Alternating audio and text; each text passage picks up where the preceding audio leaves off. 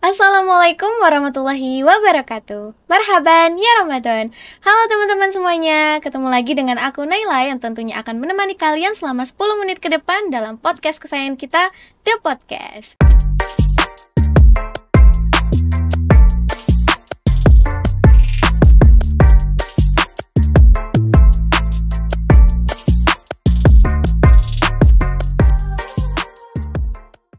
Pada episode kali ini nih teman-teman, karena berhubung sekarang ini bulan Ramadan, marilah kita untuk memperbaiki diri kita nih teman-teman, dengan tentunya melakukan kebaikan-kebaikan yang tentunya nantinya bermanfaat dengan kita.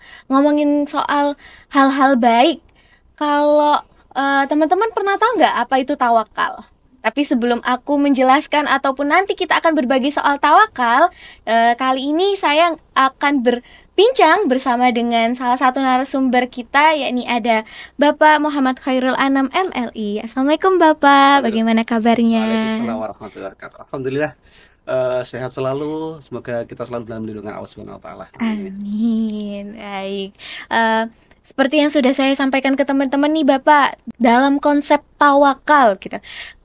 Podcast kali ini mari kita mungkin bisa kita dikasih sharing mengenai tawakal itu yang seperti apa, Bro? Baik, terima kasih. Assalamualaikum warahmatullahi wabarakatuh. Waalaikumsalam. Alhamdulillah.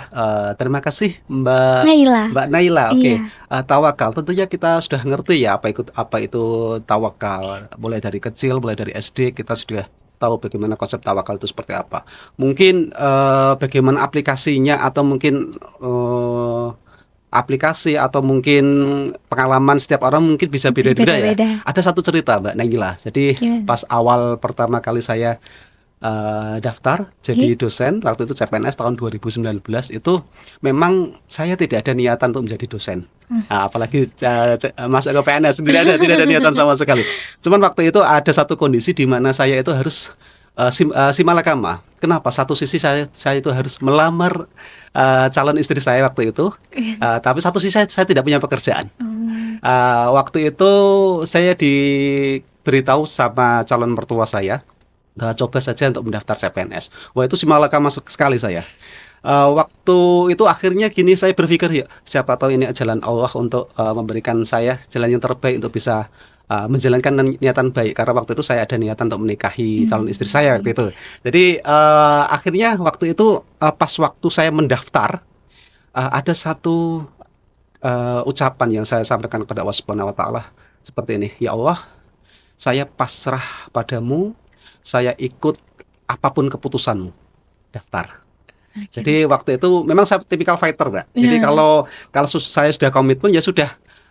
Yang tadinya saya tidak berkeinginan, tapi karena saya sudah komitmen di sana, akhirnya saya ya mau tidak mau untuk daftar untuk jadi CPNS. Pada satu hari saya itu tesnya di sini di samping rumah sakit Mitra Keluarga di Bungur. Di Bungur AC itu ada kantor BKN. Saya naik motor dari Demak, Mbak, karena saya asli Demak. Naik motor sekitar 7 jam. Sekitar 7 jam terus saya naik motor, terus ujian di sana waktu itu CAT. Jadi ada tes pertama itu tes SKD. Saya waktu itu punya target skor sekian.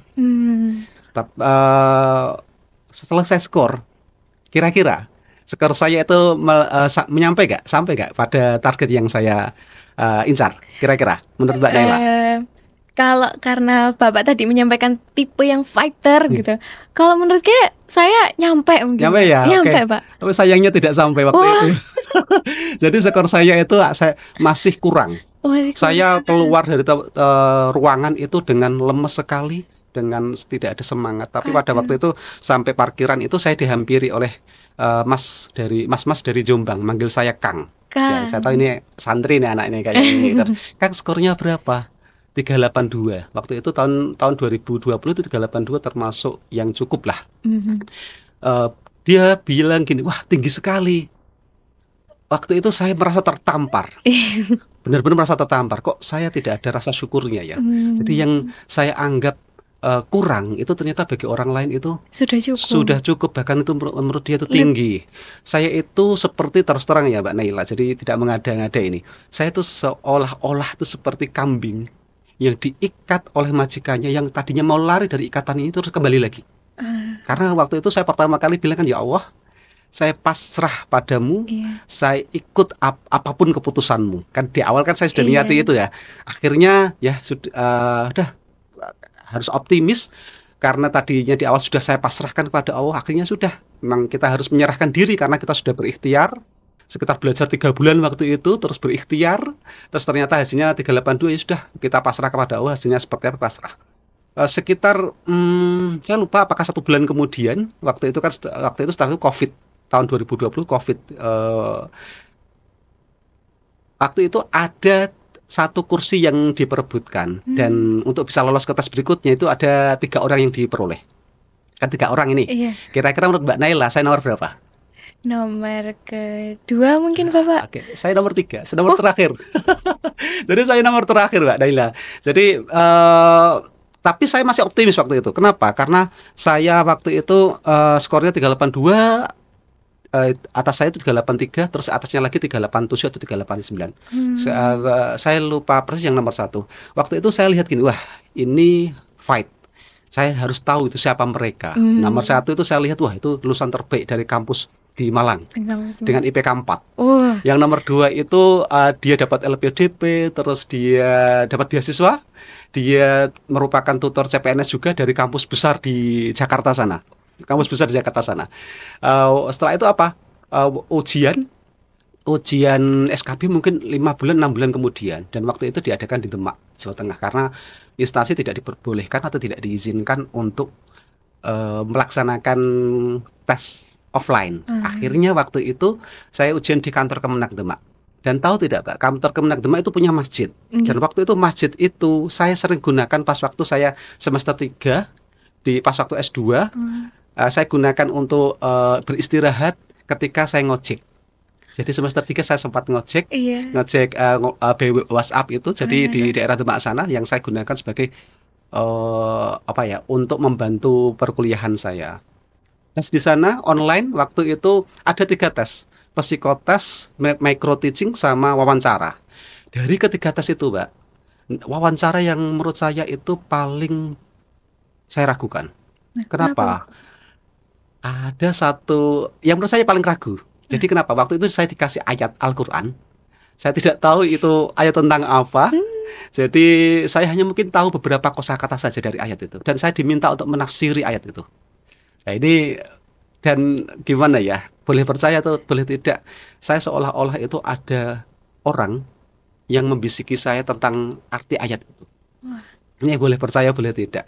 Jadi hari berikutnya pas waktu tes sudah selesai kan, tes sudah selesai itu kan ada orang-orang kan pada di grup itu kan bocor-bocoran soal-soal tesnya kan. Dan boleh percaya atau tidak, waktu itu mungkin bisa dikatakan sebagian besar dari apa yang saya sampaikan itu seperti dalam ayat Al-Quran itu.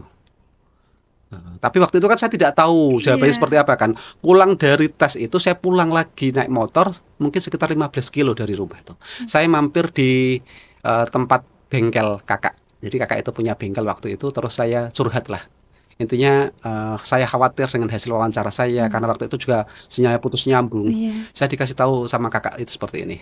Kita itu tidak pernah tahu apa yang kita anggap benar itu belum tentu benar. Apa yang kita anggap salah itu belum tentu salah. Siapa tahu Allah itu membukakan hati yang mewawancarai kamu, terus menganggap apa yang kamu jawab tadi salah itu bagi dia jadi benar. Kita tidak pernah tahu itu. Akhirnya ya sudah pasrah lagi. Sama seperti pas tes pertama tadi. Jadi seolah-olah seperti kambing yang mau lepas dari ikatannya terus balik lagi. Akhirnya apa Mbak? Dari pengumuman itu, setelah itu kan tes pengumuman. Dari 3 tes dan keseluruhan tes itu, skor saya itu yang paling tinggi itu apa? Wawancara. Ini di luar, ya kita tidak pernah tahu Mbak ya. Tidak pernah tahu apakah ini karena kerja keras saya, atau mungkin jangan-jangan Mbak, jangan-jangan Allah kasihan dengan saya, atau jangan-jangan Allah mengabulkan doa orang tua saya, atau jangan-jangan Allah itu mengabulkan doa di sekeliling orang-orang sekeliling saya. Karena waktu itu pas sambil nunggu ujian kedua Mbak, saya kan anak petani Mbak ya, jadi bapak itu petani. Waktu itu saya nganter makanan ke sawah, terus saya bilang sama bapak, misalkan kok nanti tidak diterima, saya mau jualan es saja. Dan beda Mbak, karena waktu itu kan saya lulus S2. Jadi di desa dan di kota lulus S2 itu pandangan masyarakatnya beda. Kalau di desa mungkin dianggap wah lulus S2 harus punya pekerjaan yang gini kan. Jadi lulus S2 gini.